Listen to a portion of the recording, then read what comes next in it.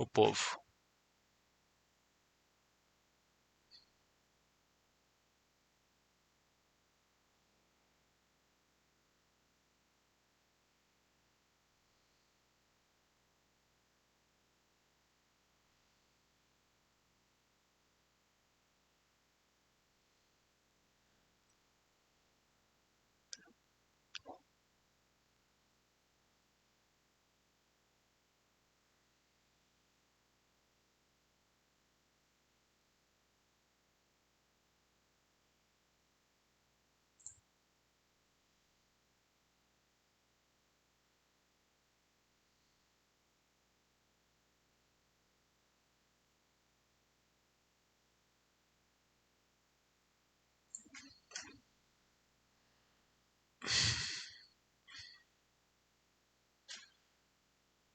Vou passar pra você, tá, Rax? Já tá com um minutinho e pouco.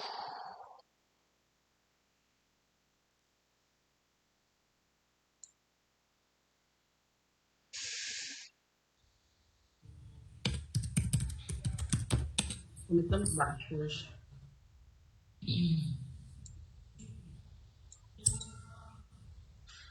Vou passar pra você em 3.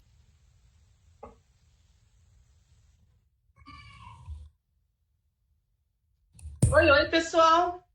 Estamos aqui, como todo dia às 6 horas, para falar sobre o coronavírus e o seu impacto na sociedade, na nossa vida e em tudo. Para quem não me conhece, eu sou a Raquel Marques, uma das co-deputadas do mandato coletivo da bancada ativista. Sou sanitarista e esse tema a gente tem acompanhado aí desde o começo da pandemia. E hoje a gente vai falar sobre assistência social e coronavírus, porque a gente tem visto que os impactos do coronavírus na vida das pessoas não é simplesmente a doença, mas todo esse desdobramento que ele traz, econômico e no tratamento, e que isso esbarra muito sobre as políticas de assistência social. Já vou apresentar com quem que a gente vai conversar, que é com a Mariana.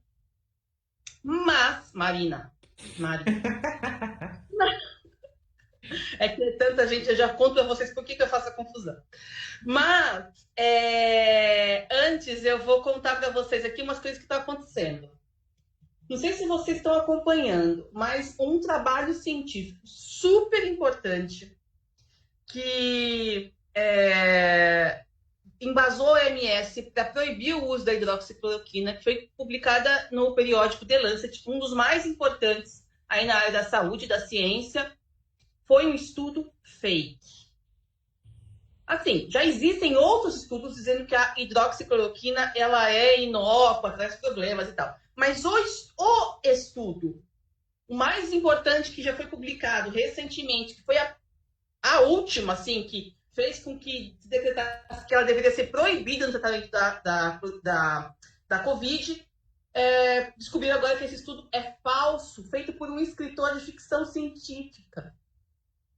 Então, os países vão voltar a pesquisar a eficácia ou não da hidroxicloroquina. As coisas não mudam muito, né? Porque realmente já havia indícios de que ela não era benéfica, pelo contrário, trazia efeitos colaterais. Mas essa questão, num dos periódicos mais relevantes de toda a ciência, ciência médica, ciência biológica, que há, ela balançou muito o mundo científico, né? E vai dar muito pano para manga aí para as pessoas que são anti-ciência. É uma perda e um desastre o que isso aconteceu. Depois a gente tem mais algumas questões aqui que vale a pena a gente comentar, que estão acontecendo, que impactam o nosso dia a dia. Mesmo com esse cenário de aumento do coronavírus, vai haver a abertura gradual da economia no mês de junho, né? E a expectativa é que durante esse mês a gente dobre o número de casos aqui no estado, chegando a 256 mil casos de contaminação. Então, infelizmente, a gente não vê aí sequer o topo da curva, né? A gente continua crescendo, crescendo, crescendo, e aquele negócio do pico que a gente buscava, semana que vem é o pico, no mês que vem é o pico, esse pico nunca chega, infelizmente, que o pico significaria que a partir dali a gente começaria a descer. E pelo contrário, a gente só fala em crescer, em crescer, em crescer, e isso é apavorante. Os números de leitos ontem na capital paulista foi de 62% e no estado inteiro 69%, né? O que é bastante bom, mas, embora isso não signifique aí menos mortes ou menos contaminados, mas o fato de a gente ter uma capacidade de tratamento das pessoas que precisarem, né, de uma assistência mais complexa, é um fator que, de todo o cenário, é uma boa notícia, apesar de tudo. E aí vamos voltar para Marina Bragante. Marina Bragante, ela é chefe de gabinete do gabinete vizinho nosso, a deputada Marina Elô, e essa vai ser uma live aqui intermandatos, né? E além disso, a Marina, ela é minha companheira de partido, do Partido Rede de Sustentabilidade, assim como a Marina Elô e a Marina Bragante. E lá na rede, a gente tem Marina Silva, Marina Elô, Marina Bragante, mas também tem a Mariana Lacerda. Eu sempre vou falar o nome das Mai. Eu sempre tenho que pensar, me perdoa, porque é um partido das más. Não pode nem falar de má, porque é Mabê, Maelô. Tudo bom, Marina? Tudo bom, e você, Raquel? Obrigada, viu, pelo convite. Delícia poder falar. Marina, ela é psicóloga, ela tem uma carreira super legal que ela vai contar pra gente, mas o maior atributo dela, a gente provocar, né? Que a gente vai. São os trigêmeos. Quando você vê assim, uma mulher com trigêmeos na Assembleia Legislativa, Lorena, Olívia e o Lucas, é a Mabê. Mas além da mãe dos trigêmeos, que é o seu atributo master, conta um pouquinho pra gente. Quem é a Mabragante, Mabê?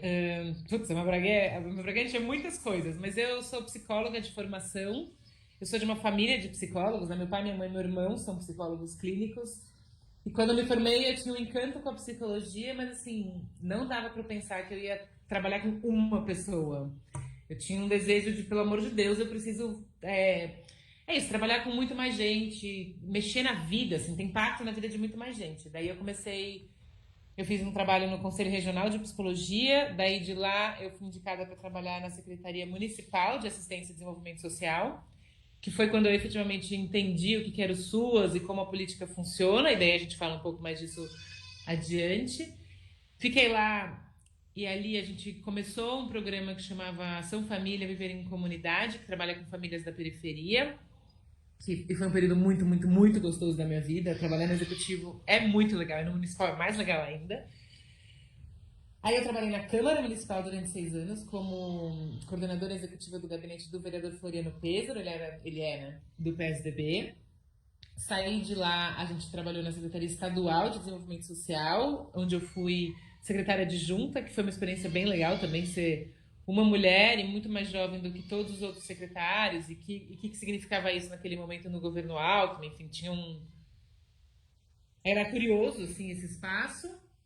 E daí eu engravidei, não, fui fazer mestrado em administração pública, engravidei, voltei para cá e a Má me convidou para ser chefe de gabinete dela, que é um espaço onde eu ponho bastante da minha experiência prática, da minha experiência acadêmica, né, do que eu estudei, mas é um espaço também muito rico para inovar e pensar coisas criativas, enfim, então é um mandato muito, muito gostoso de fazer parte, estou bem feliz. E tem vocês de vizinhos, né? Vizinhos e parceiros em várias ações, na verdade, né? É isso. Antes de falar sobre assistência e o Covid, eu queria que você contasse um pouquinho o que é assistência social dentro das políticas de Estado, né? Porque assistência social é confundida com caridade, é confundida com ajudar o outro simplesmente, ou alguma coisa voltada para os miseráveis, né? Sim. Mas eu tenho a impressão que a assistência social é muito mais do que isso. O que é assistência social? A assistência ela é uma política nacional e ela funciona no país por meio de um sistema único, que nem o SUAS, mas que é o SUAS. A gente sempre fala do primo, né? O SUAS e o SUAS. O SUS e o SUAS, que é um modelo de gestão que a gente utiliza aqui no nosso país. A assistência, ela tem uma coisa que fala que a assistência ela funciona para quem dela necessitar, né? E aí tem muitos temas, É muito rico trabalhar na assistência porque você conhece muito do ser humano, assim, você conhece muito do ser humano que não é legal de conhecer, mas que é importante que o poder público conheça para poder ajudar e garantir direito das pessoas, né? E daí então a gente trabalha com a família no geral. Quando eu falei da ação família, é isso. A gente trabalha com a família inteira, desde o bebê da primeira infância, então poder acompanhar essa primeira infância, acompanhar essa mãe e o pai, ou quem for responsável pela criança. As crianças no contraturno escolar, né? Então a criança vai para a escola e daí quando ela volta, ela fica em casa com quem? Ela não é uma necessariamente não tem uma estrutura para receber essa criança e cuidar dela durante a tarde, criança e adolescente. Então, a assistência é quem está lá nesse período também. A assistência cuida dos jovens, das mulheres, dos idosos, dos moradores em situação de rua, enfim, ela efetivamente é muito ampla e, e tem uma proposta de poder garantir direitos para as pessoas terem acesso aos direitos delas. Acho que tem uma coisa muito importante no nosso país que é a desinformação, né? Um pouco quando você começou a contar o início, assim, eu fiquei pensando, bom, de fato, como é importante a gente poder compartilhar a informação. Daí, as mais variadas, desde como funciona a Secretaria de Assistência Social e quais são os equipamentos que existem no município e como você acessa esses equipamentos, né?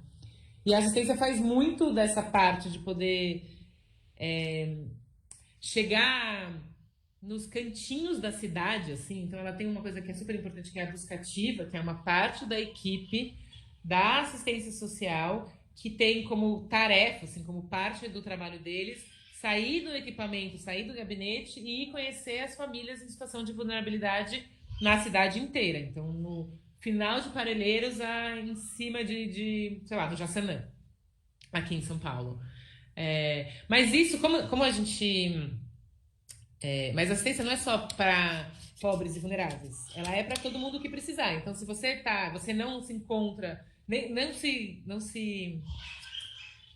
Não se enquadra em ser pobre ou vulnerável, mas você está, por exemplo, sei lá, foi vítima de violência, a assistência é uma porta de entrada importante, né?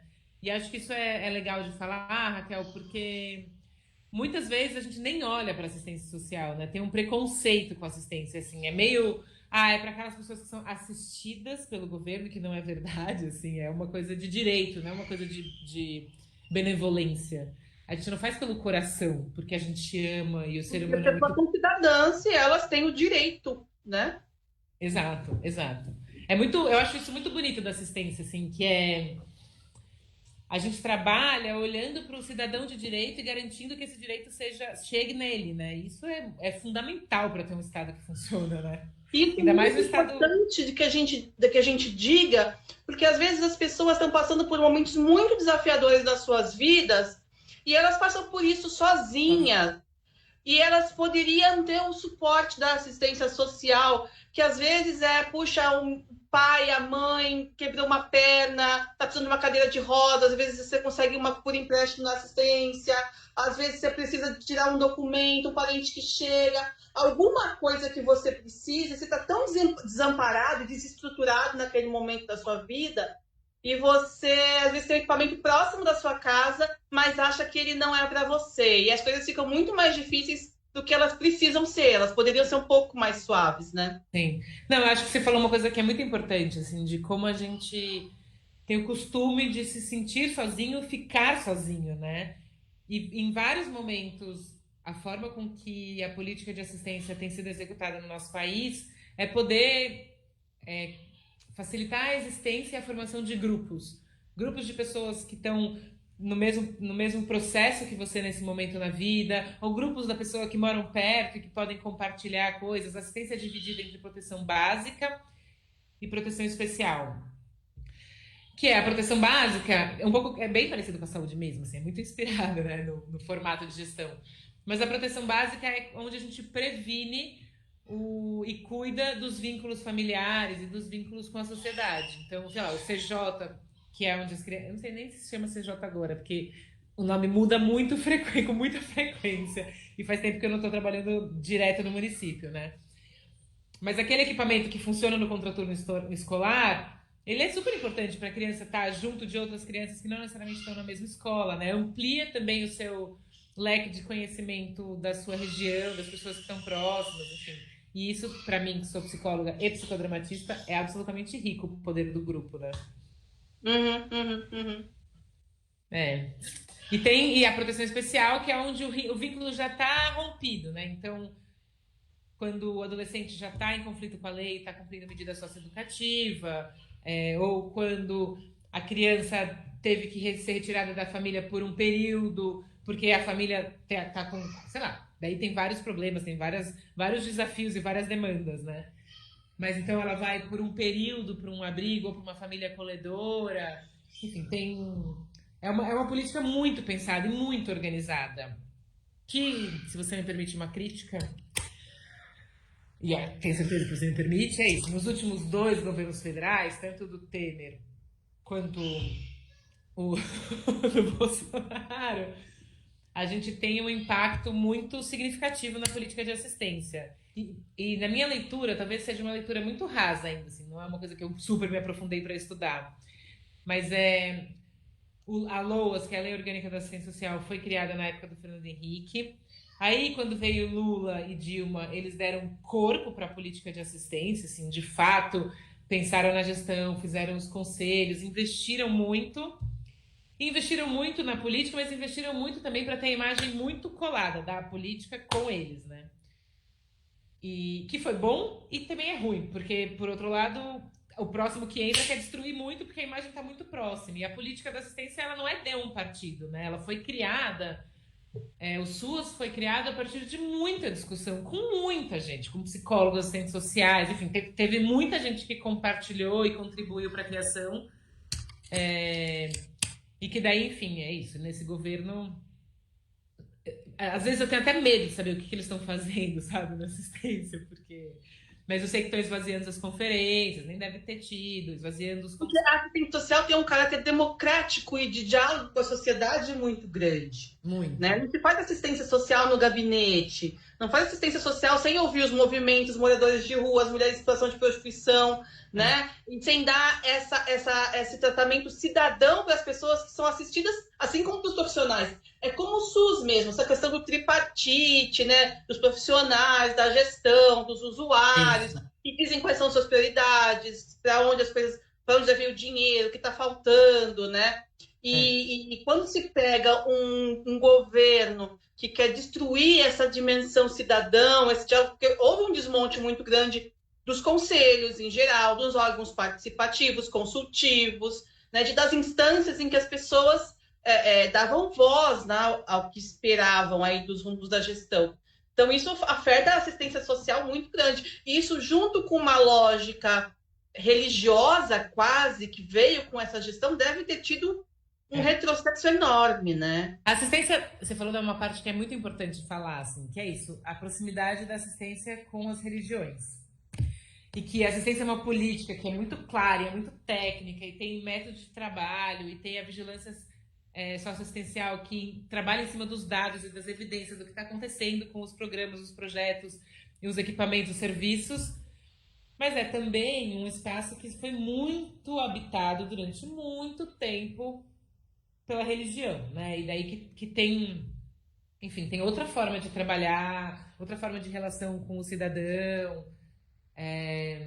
E daí não é uma religião, né? Acho que no início era muito forte a católica, mas hoje em dia todas as religiões estão lá, da judaica, a evangélica, a católica. Todo mundo tem, por exemplo, um convênio com a Secretaria Municipal de Assistência Social para executar um dos equipamentos.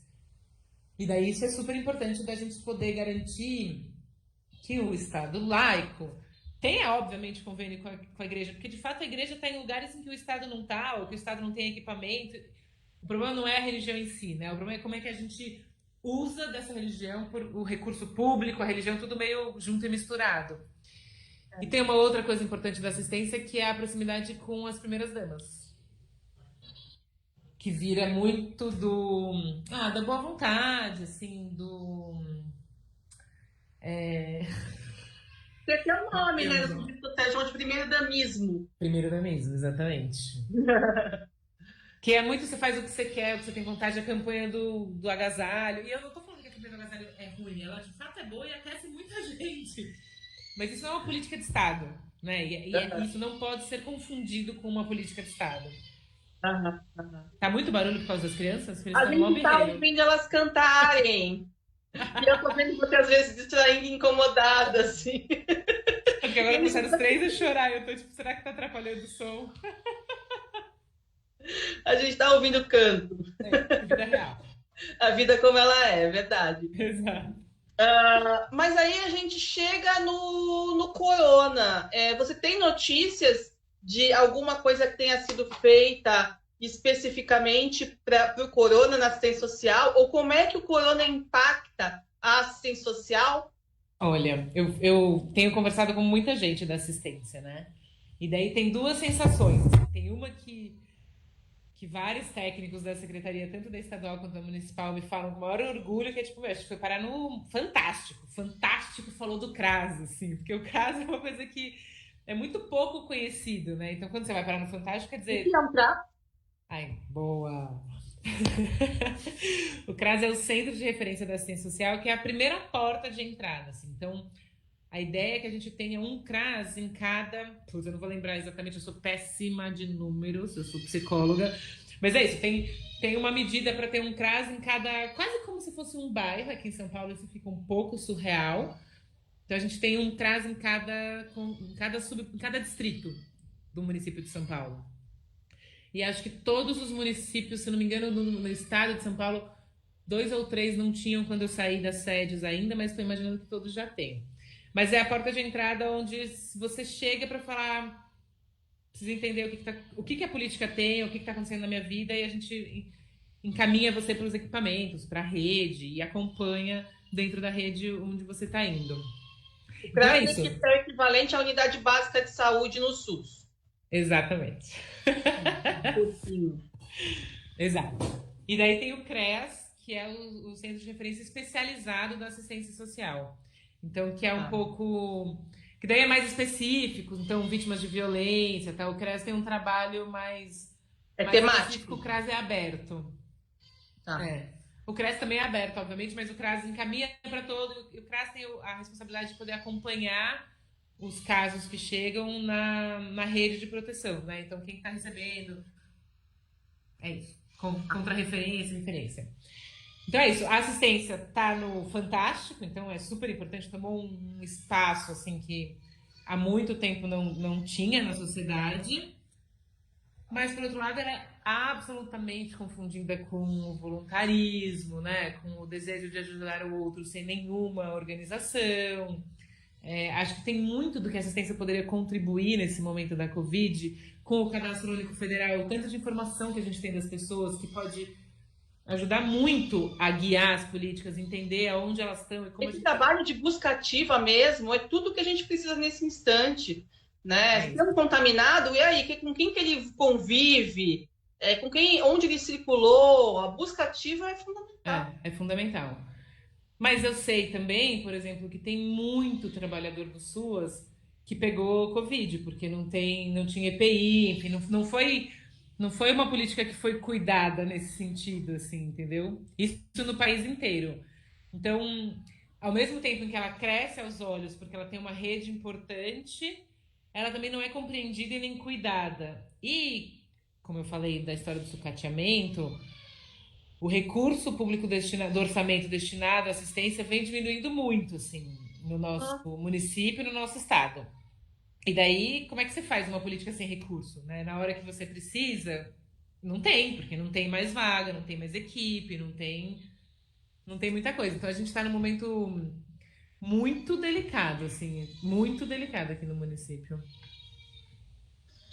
Bom, para quem estiver ouvindo a gente e observar na sua vida ou na vida das pessoas com quem convive, enfim, que situações que a pessoa fala, se você passar por isso, ou conhecer alguém que está passando por esses desafios na vida, bate no CRAS, converse, conte a sua situação, que talvez ele consiga te ajudar. O que seria? Acho que tem quando a família tá.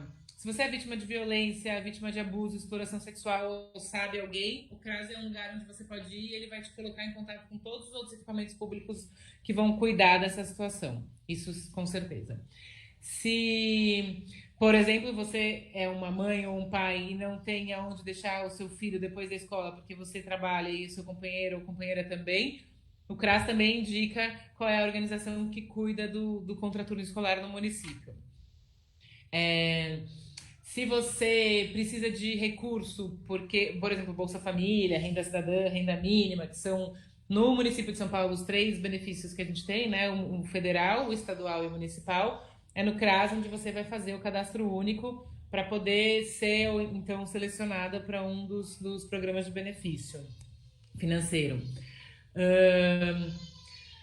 Putz, acho que o CRAS, se você está precisando de uma capacitação, porque você está ali parado em casa, se você é idoso e não tem com quem se encontrar, o CRAS também conhece a rede que cuida dos idosos para te colocar em contato com uma organização onde você pode ir passar o seu tempo, criar coisas, criar junto, discutir, aprender, enfim. O CRAS ele tem uma lupa para o território e fala assim, o que está acontecendo em cada um desses cantos do nosso território que os nossos cidadãos podem participar. Basicamente é isso, assim. E tem psicólogo, tem assistente social, que também pode ser importante para conversar. Tem Ótimo. muita coisa ali que o CRAS pode fazer. Isso que é muito louco, assim, porque é muito trabalho, mas não é um trabalho imediato, é um trabalho de construção, né, em cima do relacionamento e que muitas vezes para o político isso não é interessante, né? Assim, então... E de É, formação, né? é de fortalecimento desses cidadãos mesmo. Mas isso é Exato. muito interessante. Eu acho que todos nós deveríamos nos aproximar e conhecer melhor esses equipamentos, porque é isso. Às vezes a pessoa está passando por uma dificuldade, nem percebe, mas a dificuldade é saúde mental e ela nem pensou nisso. Mas se ela vai no CRAS, o CRAS talvez identifique. Olha, você deve procurar ali, porque você talvez seja deprimido, né? Emprego, poxa, vai fazer a capacitação lá no Centro de Apoio ao Trabalhador. E como ele conhece o território inteiro, talvez ele consiga até te apresentar as pessoas que conseguem te ajudar, independente do desafio que você esteja vivendo, né? Sim. Muito legal. É isso, é a proteção à família, o amparo às crianças e adolescentes, a promoção de integração ao mercado de trabalho, enfim, ela olha muito o indivíduo como um ser múltiplo, né? Multifacetado e com múltiplas necessidades, demandas e possibilidades, assim. Eu acho a política muito bonita. Mas é mesmo, é mesmo. Ah, Marina, adorei Eu conversar com também, você. eu também, Tá no adorei. horário da janta? Tá super, a Olivia não para de chorar faz 15 minutos. Olivia, Meu mãe tá marido deve estar arrancando voltando. os cabelos. Então vai lá, Mabê. Vamos Eu acho lá. que eu tive uma aula sobre assistência social hoje. A Ah, Cristina obrigada. de Macaé estava assistindo aqui, comentando. Ai, que O legal. Sérgio Julião mandou um boa tarde para nós. E é isso, a gente está Legal. na área e vamos continuar a conversa. A gente já Sim. trabalha juntas há um tempão e continuaremos trabalhando online, nem tanto, mas vamos continuar a conversa. Obrigada, muito obrigada pelo Obrigada. convite. Adorei participar. Acho que tem muitas coisas que a bancada traz que para mim são ricas para a discussão da política, assim. Então, legal estar próxima de vocês. E você é chata, né? Parceira. Muito junta. Beijo, Obrigada, boa gente. noite. Tchau, Até. tchau.